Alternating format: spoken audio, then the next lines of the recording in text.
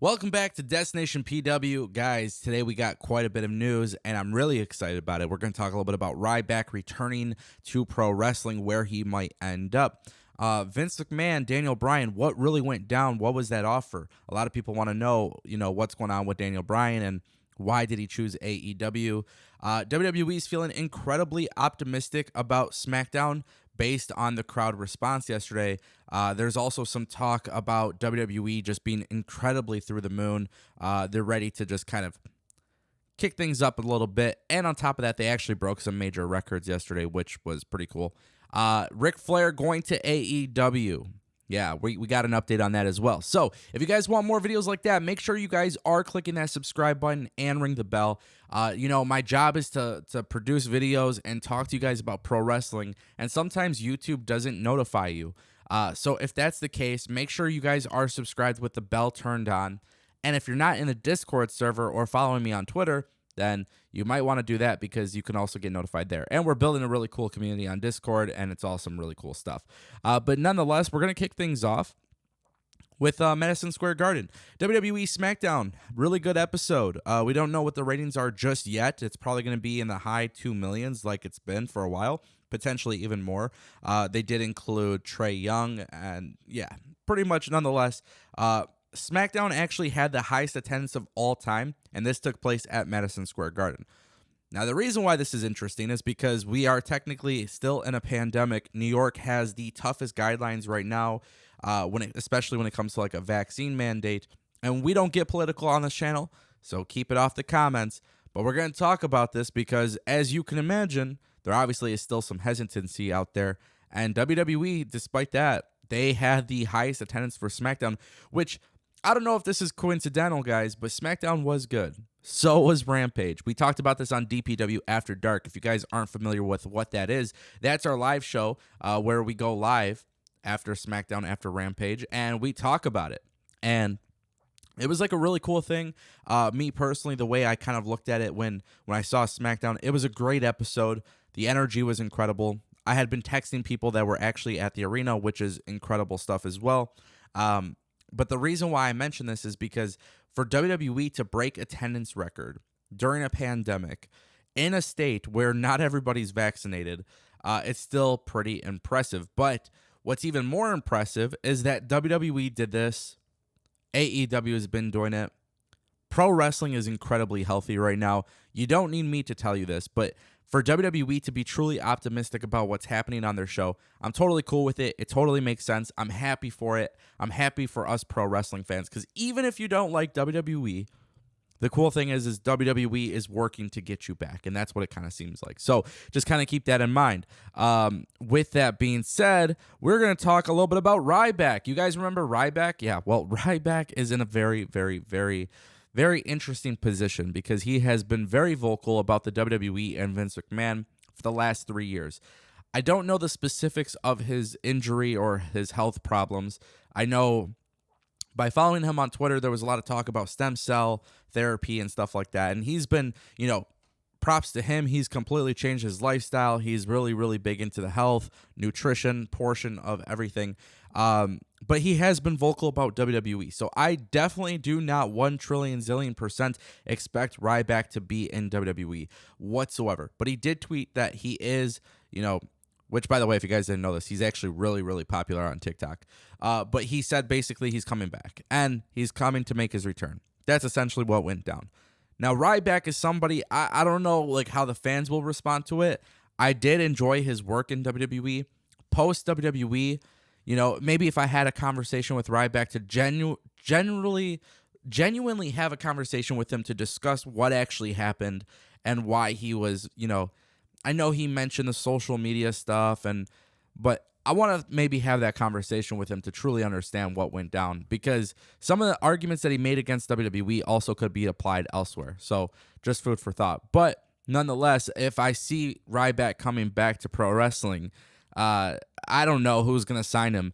I've always said for a long time, even before AEW became a thing, I always said that Ryback should be in New Japan, just because I would love to see something so different for the guy. Ryback, to me, coming back to pro wrestling would be cool. Hopefully no drama. And, with this whole Forbidden Door being open, Hell, if you're AEW and you're signing everybody, you might as well sign Ryback too. Impact Wrestling could do the same thing. AEW, New Japan, it's just something to consider. Just something to consider. But nonetheless, let's talk a little bit about Daniel Bryan and Vince McMahon. If you guys didn't know, Daniel Bryan and Vince McMahon actually are really good. They have a really good relationship. And basically what it came down to, Daniel Bryan just recently revealed one of the reasons why he decided to leave WWE and go specifically to AEW was for the health of the pro wrestling industry. So instead of just doing it for himself, he did it because he wants to make the industry better. Fair enough. Very cool. I appreciate that. I respect that. It was also revealed that he did, in fact, have conversations with Vince, and Vince did actually have no problem with him going to New Japan working the G1 Climax. I'm scratching my head here. I'm going to be honest. I'm scratching my head here because if it is, in fact, better for the pro wrestling industry, if that was what your decision was solely based on, I don't know, man. I feel like WWE working with New Japan to allow Daniel Bryan to compete there on both shows would have been really, really good. But I guess it just depends how that would have been executed. But I think that would have been better for the health of the industry. The reason why I say this is because AEW was doing great before Bryan Danielson. AEW will do great after Bryan Danielson. So I just kind of want to make that clear. Am I happy Bryan Danielson chose AEW? Absolutely. Am I happy we're going to get Kenny Omega versus Bryan Danielson? Absolutely. Am I disgusted by the fact that he did not re-sign by WWE? Absolutely not. Bryan Danielson has proven to be a WWE guy. The good thing is he's doing this for the better of the industry, which means he doesn't really have a bad relationship with WWE. 3 years from now, when his contract expires, Daniel Bryan in AEW no longer. It's possible. It's just something to consider. That's all I'm saying. It's just something to consider. It's not necessarily a bad thing. A lot of people want to know who will be the first AEW person to go back to WWE. I mean, I don't see it being Jericho. I can see it Bryan Danielson, and I'm cool with that. He doesn't need to retire at AEW. You know what I mean? So ultimately, really cool that WWE, I mean, that whole story, we talked about it before. It's just cool to know that WWE was willing to work with New Japan in a day where, to be honest with you, like, nobody would have seen it coming. Nobody would have seen it coming. Last story for the day, Andrade. Andrade did kick Chavo Gurerrero to the curb. This happened last night on Rampage. Sick episode, by the way. I don't know if you guys have heard me say that, but if you haven't heard me say that, now you've heard me say that. Yeah, he kicked Chavo to the curb. I don't know what it is, man. Andrade can't get along with Vicky. He can't get along with Chavo. Like, something's going up. Oh, wait, that's because of, Ric Flair. Ric Flair is going to be coming to AEW. He will be managing Andrade. It's very clear. The real question is whether or not Andrade will get Charlotte Flair to leave WWE to come to AEW, because that would truly be massive. That would be so massive if AEW could just bring in the entire Flair family. But what I really love about this, and I know there's a lot of people who are so anti-AEW, and I'm going to make this comment, and we're getting towards the end of the video, and I know they probably didn't even watch to this part of the video, but there are going to be some AEW haters, the naysayers, who say, oh, AEW keeps signing former WWE guys. Look, Ric Flair is not going to be wrestling. Ric Flair is going to be managing Andrade.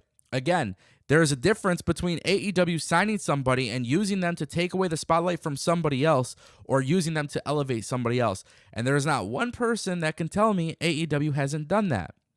Tully Blanchard has literally single-handedly built up Shawn Spears. He's built up FTR. Arn Anderson with Cody and Malachi Black, the way Arn Anderson's been in that storyline, and that's just the most recent one. Sting building up Darby Allin, Taz building up Ricky Starks, Hook, Brian Cage. Like, this is what I'm talking about. The naysayers don't know what they're talking about here. It's just pure hatred. I'm all for Ric Flair coming to AEW. I think it's going to happen a lot sooner than we expect. Ric Flair, Andrade, it's going to be really cool. What happens next with Chavo? I want to know. What do you guys think will happen next with Chavo Gurerrero? What do you guys think will happen next with Andrade? I want to hear all about it. Tell me your favorite story of today's video, and I will see you guys next time right here on Destination PW. Don't forget, guys, if you guys are new to the channel, subscribing, ringing the bell, get notified, all of that good stuff. It's greatly appreciated. And if you guys want to support the channel, check out all the links down below. All right, my friends, thank you so much for watching, and I'll see you guys next time right here on Destination PW.